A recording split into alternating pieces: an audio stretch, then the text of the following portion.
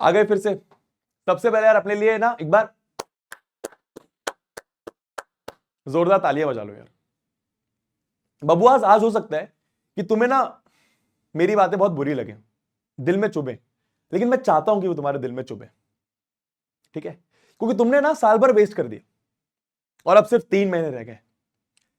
आज मैं सभी क्लास 10th के स्टूडेंट्स को 3 महीने की एक ऐसी स्ट्रैटेजी देने वाला हूं जो तुमने अगर फॉलो कर ली ना, अरे यार तुम लोग पर कैसे फॉलो करोगे यार? तुमने तो पहले भी स्ट्रैटेजीज देख रखी है ना, कैसे करोगे फॉलो? क्या हुआ उन स्ट्रैटेजीज का? क्या हुआ उन कमेंट्स का जो शायद तुमने मेरे वीडियोस में लिखा था, खुद को प्रॉमिस करा था कि मैं फोड़ूंगा, अब मैं काम में लगूंगा, अब मैं सारे डिस्ट्रैक्शंस अवॉइड करूंगा, अब मैं फोकस रहूंगा, अब मैं डिसिप्लिन रहूंगा। तुम तो फॉलो ही नहीं कर पाते कोई चीज, मैं तो भूल ही गया था यार। आज ना स्ट्रैटेजी देने से पहले मैं सभी से बात करना चाहता हूं, और मुझे माफ कर देना अगर मैं बात करते करते कुछ इधर उधर तुम्हें बोल जाऊं, लेकिन जरूरी है क्योंकि मैं तुम्हारा भला सोचता हूं। क्योंकि तुम तो खुद के लिए सोच ही नहीं रहे हो, तुम तो खुद के लिए सोच ही नहीं रहे हो, तुम तो पढ़ ही नहीं रहे हो यार, तुम तो टेंशन ही नहीं ले रहे हो। टेंशन होती है तो फोन चला लेता हूं, रील्स देख लेता हूं तो टेंशन चली जाती है। फिर जब फोन चलाना खत्म होता है तो फिर टेंशन लेता हूं, फिर टेंशन होती है, फिर फोन चला लेता हूं, फिर टेंशन खत्म हो जाती है। ठीक है, ऐसे करते करते महीने बीत जाते हैं। 6 मंथ की स्ट्रैटेजी देखता हूं, 3 महीने की स्ट्रैटेजी देखता हूं, 2 महीने की स्ट्रैटेजी देखता हूं, 1 महीने की स्ट्रैटेजी देखता हूं, पर कुछ करता ही नहीं हूं। आज इस वीडियो को ना लास्ट तक देखना, सुनना, समझना, शायद मैं तुम्हारी हेल्प कर पाऊं। ठीक है, तुमने सबसे स्टार्टिंग में सोचा था क्लास 10th में 95% लाने का, क्या हुआ उसका? 90% लाने का क्या हुआ उसका? तुमने अभी 2 महीने पहले सोचा था कि यार अब तो फोड़ूंगा यार, मिड टर्म एग्जामिनेशंस गंदे गए पर कोई बात नहीं, अब कम बैक करूंगा यार। क्या हुआ उसका? क्या हो जाता है तुम्हें? प्लान तो करते हो शायद, वीडियो देखने के बाद प्लान करोगे, कुछ कुछ एग्जीक्यूट भी करोगे, 3-4 दिन मोटिवेशन रहेगा, फिर मोटिवेशन चला जाएगा। प्रॉब्लम पता है किसमें? प्रॉब्लम इस मोटिवेशन शब्द में है। तुम लोग ना मोटिवेशन ढूंढ रहे हो। लाइफ में ना विराट कोहली नहीं बन पाता अगर वो मोटिवेशन के भरोसे रहता तो। लाइफ में सीआर क्रिस्टियानो रोनाल्डो नहीं बन पाता अगर वो मोटिवेशन में रहता तो। लाइफ में कोई भी ऐसा इंसान जिसको आज तुम बहुत बड़ा समझते हो, जिसको आज तुम शायद आइडियल मानते हो, जिसकी तरह शायद तुम आज बनना चाहते हो, किसी भी ऐसे इंसान ने कभी मोटिवेशन के भरोसे अपनी लाइफ नहीं छोड़ी। एक वर्ड, डिसिप्लिन, कंसिस्टेंसी।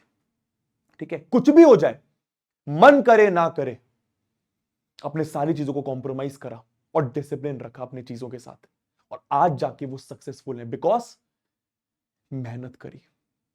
ठीक है, विराट कोहली ना एक दिन अपने आप को शीशे में देखता है, 2014-2013 की बात है, जब उसका फॉर्म भी शायद उतना अच्छा नहीं चल रहा था, लगातार आउट हुए जा रहा था, अच्छी बैटिंग नहीं कर पा रहा था। एक दिन उसने अपने आप को देखा शीशे में, उसने देखा यार मैं तो यार पेट निकल रहा है मेरा यार, मैं तो इंडियन क्रिकेट टीम को रिप्रेजेंट करता हूं यार, है ना? उस दिन उसने सोचा कि अब कुछ करना है खुद के लिए, क्योंकि ऐसे तो काम नहीं चलेगा। एक वो दिन था और एक आज का दिन है that we all know that is the best. इसलिए नहीं कि वो मोटिवेशन था यार, वो मोटिवेशन के साथ साथ डिसिप्लिन था। 12 साल से वो डिसिप्लिन फॉलो कर रहे हैं, और करना पड़ता है तब जाके आप वो बन पाते हो जो वो बन पाए। लाइफ में अगर तुम लोग भी कुछ बनना चाहते हो ना, तुम्हारे अगर बड़े सपने हैं ना, तो याद रखना वो इस एटीट्यूड के साथ पूरे नहीं होने वाले, है ना? एक्सक्यूजेस के साथ। एक्सक्यूजेस तो तुम्हारे यार कि टाइम नहीं मिल पा रहा है, वो दोस्त उसे वो बात करने चला गया था, वो पार्टी में, जब वो शादी में वो दिवाली मना ली, वो यार वो टाइम ही नहीं मिल पाया यार। बड़े लोग ये रीजन नहीं देते, छोटी सोच होती है। टाइम निकालना पड़ता है, अपने लिए टाइम निकालना पड़ता है। आज रात को 4:30 बजे मैं ये वीडियो शूट कर रहा हूं, किसके लिए? तुम बोलोगे खुद के लिए कर, अरे हाँ खुद के लिए कर रहा हूं यार, कुछ बनना चाहता हूं लाइफ में। तू नहीं बनना चाहता क्या? टाइम निकालना पड़ता है बच्चा, ठीक है? और तुम्हारी ना एक और प्रॉब्लम है, भटकते बहुत हो यार। क्लास 10th के हो, छोटे छोटे, तुम्हारी गलती भी नहीं है, पर आज वंस एंड फॉर और क्लियर कर देता हूं ये बात। तो तुम भटकते हो ना कि यार वो मेरा दोस्त वो बुक कर रहा है, वो मेरी दोस्त वो बुक कर रही है, वो फलाना कोचिंग में पढ़ रही है, वो ढिमकाना कोचिंग में पढ़ रही है, वो उस भैया से पढ़ाई कर रहे हैं, वो उस मास्टर से पढ़ाई कर रहे हैं, वो उस सर से, उस मैम से पढ़ाई कर रहे हैं। मैं तो कंफ्यूज हो गया कहां से पढ़ूं, कभी वहां से, कभी यहां से, कभी यहां से, कभी वहां से। बार बार एक चीज बोली है, वन टीचर, एक सिंगल टीचर को फॉलो करो, लेकिन नहीं। आज इस वीडियो में जो बताऊंगा, जैसे बताऊंगा, सिर्फ इतना फॉलो कर ले, तेरा काम हो जाएगा। इससे आसान स्ट्रैटेजी वीडियो तुझे पूरे यूट्यूब में नहीं मिलेगा। मोटा मोटा 3 स्टेप प्रोसेस है, ये 3 स्टेप फॉलो कर ली, काम हो जाएगा। लेकिन स्टार्ट करने से पहले अपना वाई क्लियर कर ले कि किसके लिए लाना चाहता है क्लास 10th में अच्छे मार्क्स। ठीक है, खुद के लिए, अपने परिवार के लिए हो सकता है, रिश्तेदार के लिए हो सकता है, या फिर कोई और रीजन हो सकता है। ठीक है, पर अच्छा करना है। सिंपल 3 स्टेप प्रोसेस है, तुमको सामने दिख रहा है। हर स्टेप, हर एक सब्जेक्ट के लिए तुम्हें यही फॉलो करना है। प्लीज ध्यान से सुनना। ठीक है, वन शॉट वीडियोस देखो, simple simple one shot videos देखो। मैथ्स के लिए इस चैनल पर मैं 5 चैप्टर्स के वन शॉट ऑलरेडी अपलोड कर चुका हूं। बाकी के अपलोड मैं दिसंबर एंड तक कर दूंगा, तो उसकी टेंशन मत लेना। ठीक है, एंड मैं दावे के साथ बोल सकता हूं, गारंटी दे सकता हूं, और बहुत भरोसा है मुझे अपने आप पर कि जिस तरीके के वन शॉट मैं क्लास 10th के बना रहा हूं, उससे अच्छे वन शॉट्स पूरे यूट्यूब पर अवेलेबल नहीं है, ये मैं दावा कर सकता हूं। ठीक है, पर मैं ये जरूर मानता हूं कि हो सकता है किसी बच्चे का मेरे से वाइब नहीं बने, तो कोई बात नहीं है। तू एक टीचर को फॉलो कर जिससे तेरे को समझ में आ रहा है, उसको फॉलो कर, पर उसी को फॉलो कर, फिर 10 जगह भटक मत। विश्वास तो रख उस टीचर पर यार। अगर मैं अपनी बात करूं, मैं बार बार बोलता हूं, सिर्फ मेरे वन शॉट देख ले, तेरा काम हो जाएगा, फोड़ देगा। कितना भी डिफिकल्ट एग्जाम आ जाए क्लास 10th मैथ्स का, तू मेरा वन शॉट देख कर जा। क्वेश्चन नहीं फंसा ना, मत आना कभी वापस मुझसे पढ़ने। ठीक है, तो वन शॉट वीडियोस देखो। साइंस के लिए किसका देखो, साइंस के लिए मैं आपको अलग से एडवाइस करूंगा, बिकॉज आई थिंक कि यार वो बहुत समय से पढ़ा रहे हैं, बहुत मजे से पढ़ाते हैं। प्लस यार वो, आप एक बार उनके जाके लेक्चर्स देखोगे ना, उससे अच्छे लेक्चर्स पूरे यूट्यूब पे अवेलेबल नहीं है। साइंस के लिए बात कर रहा हूं मैं। बाकी जरूरी नहीं है, जिस टीचर के साथ आपका वाइब बनता है प्लीज उस टीचर के साथ जाओ, कोई दिक्कत की बात नहीं है। पॉइंट ये कि करना है बच्चा, और कर सकते हैं, अभी भी बहुत टाइम है। ठीक है, किसी भी टीचर का वन शॉट देखो, एकदम अच्छे से देखो, और साथ साथ उसके नोट्स बनाओ, साथ साथ उसके नोट्स बनाओ, बहुत इंपॉर्टेंट। ठीक है, इसी के साथ साथ एनसीईआरटी उस सब्जेक्ट की साथ में रखो। ठीक है, एनसीईआरटी में वो सारे एग्जाम्पलर, इनटेक्स्ट क्वेश्चन, अगर साइंस की बात करूं तो, एसएसटी की बात करूं तो, मैथ्स की बात करूं तो एक्सरसाइज क्वेश्चंस। ठीक है, सारे के सारे टिक लगाते जाओ, क्योंकि अगर अच्छा वन शॉट है तो मैक्सिमम एनसीईआरटी के क्वेश्चंस वहां पे कवर्ड होंगे। अगर कुछ 5-6 कवर्ड नहीं है तो वो तुम खुद कर लोगे, उसको कर लेना तुरंत वन शॉट के साथ साथ। ये पहली स्टेप, सिंपल।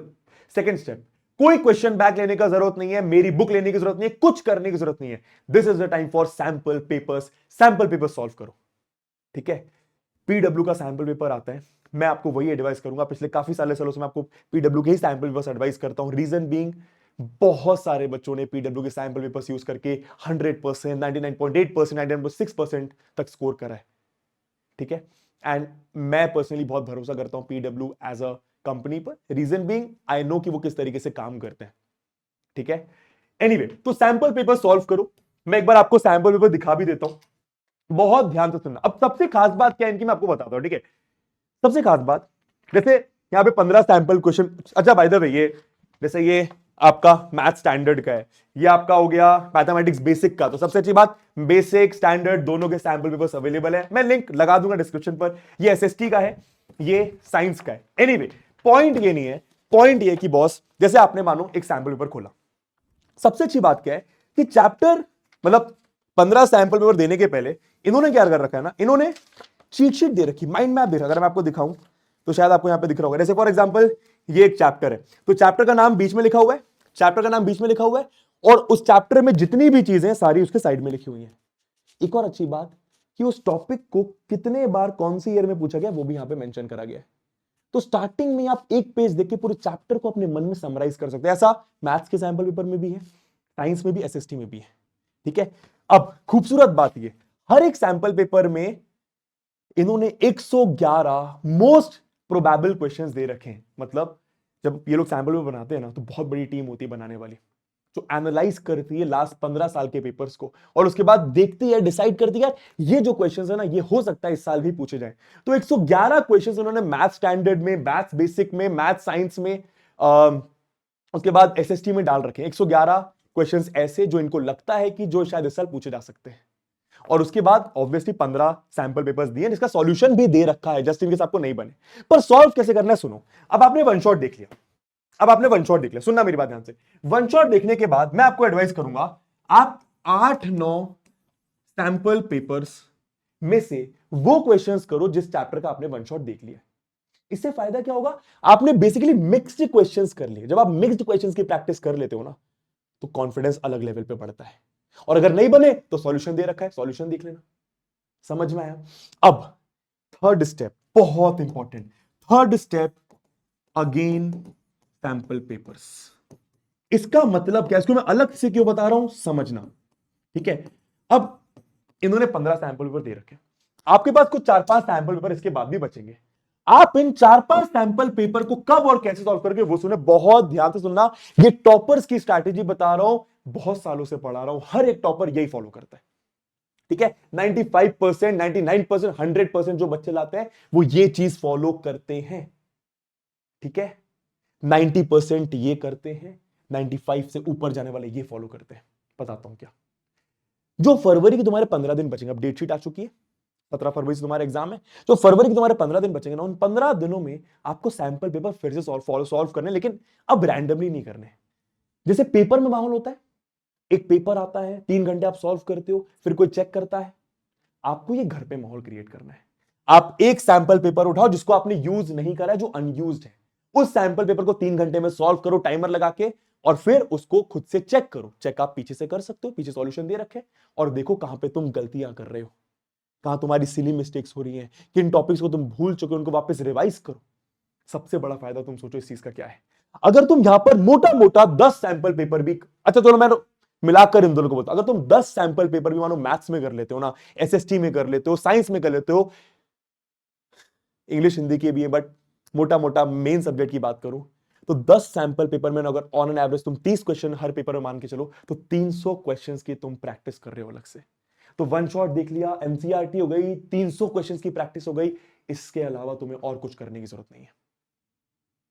ठीक है, तो मैं एडवाइस करूंगा कि सैंपल पेपर्स उठा लो, दिस इज द टाइम। कोई और बुक मत टच करना, कोई आर डी शर्मा नहीं, कोई आर एस अग्रवाल नहीं, कोई क्वेश्चन बैंक नहीं, ना मेरी बुक।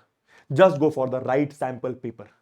ठीक है, मेरे ख्याल से बहुत मिनिमम प्राइस में आपको ये अभी मिल रहे हैं। बाकी एक बार मैं बात कर लूंगा, अगर कुछ डिस्काउंट चला सके मेरे बोलने पर, तो मेरे ख्याल से मार्केट में फिलहाल बेस्ट प्राइस इन्हीं का है, 250 275 में मिल रहे हैं, बाकी सब शायद इसके आसपास भी नहीं है, तो मोस्ट अफोर्डेबल है, plus one of the best sample papers out there. अब एक बार सब्जेक्ट वाइज देख लो कि किस सब्जेक्ट में किन चीजों का ध्यान रखना है। अगर मैं साइंस की बात करूं तो फिजिक्स में न्यूमेरिकल्स को इग्नोर नहीं करना है। कहां से करोगे न्यूमेरिकल्स, अगर अच्छा वन शॉट देख रहे हो वहीं पे न्यूमेरिकल्स कवर्ड होंगे। बाकी एसक्यूपी सैंपल क्वेश्चन पेपर में, जैसे कि मैंने बताया, 300 क्वेश्चन की प्रैक्टिस कर रहे हो, तो सोचो कितने न्यूमेरिकल्स की प्रैक्टिस हो रही होगी। तो अलग से कुछ नहीं करना है, बस यहां पे लिखा है क्योंकि इसको इग्नोर नहीं करना है। बायोलॉजी की बात करूं, डायग्राम्स और उसकी लेबलिंग पर स्पेशल फोकस करना है, और सिर्फ फोकस नहीं करना है, बना बनाकर भी देखना है, बिकॉज डायग्राम का क्वेश्चन आएगा ही आएगा बायोलॉजी में। केमिस्ट्री की बात करूं, सारी रिएक्शंस पर फोकस करना है। अच्छी बात यह है, पीडब्ल्यू वालों ने सैंपल क्वेश्चन पेपर के स्टार्टिंग में माइंड मैप दे रखा है। तो फॉर एग्जांपल केमिस्ट्री की कोई चैप्टर का नाम है केमिकल रिएक्शन इक्वेशन, उसके आजू बाजू सारे टॉपिक्स लिखे हैं जो उस चैप्टर में है, और सारी रिएक्शंस लिखी हैं, और ये भी लिखा है कि वो रिएक्शन कौन सी ईयर में पूछी गई, कितने बार पूछी गई है। ठीक है, तो उस एक पेज को देख के आपको सारी रिएक्शंस एक साथ याद हो जाएंगी, ये अच्छी बात है। उसके साथ साथ एसएसटी इंग्लिश हिंदी में आंसर राइटिंग की प्रैक्टिस करनी ही करनी है, बिकॉज ये ऐसे सब्जेक्ट है कि भाई आपको आंसर कितना भी यहां पर आता हो, अगर तुम्हें पेन से आंसर उतारना नहीं आता ना आंसर शीट में, तो मार्क्स नहीं मिलने वाले। अब तुम बोलोगे यार कि भैया हमें तो आंसर लिखना ही नहीं आता है, मैं तो आंसर लिख ही नहीं पाती हूं, मेरे पास अच्छे पॉइंट्स ही नहीं होते हैं। सुन मेरी बात, एसक्यूपी उठा, वन शॉट देख लिया, एसक्यूपी उठा, क्वेश्चन उसका आंसर देख, क्वेश्चन उसका आंसर देख, आंसर की रीडिंग कर 2-3 बार, और उसके बाद बुक बंद करके, आंखें बंद करके आंसर को रिकॉल कर। ठीक है, जब तू आंसर की रीडिंग करेगी ना, या करेगा, तो इंग्लिश हिंदी एसएसटी तीनों की बात कर रहा हूं, इंग्लिश हिंदी के भी सैंपल क्वेश्चन पेपर पीडब्ल्यू के अवेलेबल है, लिंक मैं लगा दूंगा डिस्क्रिप्शन पे, चेक कर लेना। ठीक है, एनीवे पॉइंट इज कि जब तुम रीडिंग करोगे तो तुम्हारी आंसर राइटिंग की प्रैक्टिस भी अच्छी होती जाएगी। ठीक है, एसएसटी में मैप वर्क पर स्पेशल फोकस करना है। अगर मैं एसएसटी के सैंपल क्वेश्चन पेपर की बात करूं तो 15 सैंपल क्वेश्चन पेपर है, हर एक सैंपल क्वेश्चन पेपर में लास्ट में मैप दिया हुआ है, तो 15 मैप्स की तुम्हारी अलग से प्रैक्टिस हो रही है। ठीक है, इसलिए बार बार मैं बोल रहा हूं कि सैंपल क्वेश्चन पेपर करना जरूरी है, और इसलिए भी जरूरी है बिकॉज तुम्हें पता होना चाहिए कि पेपर कहां से पूछा जा रहा है। अब वो टाइम गया जब डायरेक्ट एनसीईआरटी से पेपर आता था, यस तुम सही सुन रहे हो, एनसीईआरटी से पेपर नहीं आता है, इसके लिए आपको पता होना चाहिए कि पेपर कहां से आ रहा है, कैसे क्वेश्चंस पूछे जा रहे हैं। इसके लिए राइट सैंपल पेपर लगाने की जरूरत है, देयर इज अ रीजन कि उसका नाम सैंपल है। कि वो तो आपको ये बताता है कि बॉस ये केस पे इस क्वेश्चंस पूछे जा रहे हैं, ये असर्शन रीजन क्वेश्चन पूछे जा रहे हैं, पेपर का पैटर्न ये, इतने सेक्शंस आ रहे हैं, इतने मार्क्स का आ रहा है पेपर। पता होना चाहिए before appearing in the exam कि भाई क्या अपियर करने जा रहे हो, कहां अपियर करने जा रहे हो। दैट्स इट, सिंपल स्ट्रैटेजी है। अब यही बोलूंगा, तुम्हारे पास दो चॉइसेस हैं। एक चॉइस है कि इस वीडियो के बाद तुम कुछ भी नहीं करो और फिर मुझे 1 महीने बाद मिलो कि 2 महीने की स्ट्रैटेजी क्या है ये बता दो भैया, सेम स्ट्रैटेजी दे रहूंगा, कोई मतलब नहीं है। नाउ इज द टाइम मेरी जान, अब तक कुछ नहीं करा कोई फर्क नहीं पड़ता, अब लग जा इस वीडियो को देखने के बाद। प्रॉमिस कर दे खुद को इस कमेंट सेक्शन के नीचे कि मैं Sumit Shah class 10th board exam में फोड़ूंगा या फोड़ूंगी। ठीक है, all the very best. Last में एक ही चीज बोलूंगा, जो भी तुम पे भरोसा नहीं करता है ना, प्रूव देम रॉन्ग। बाय।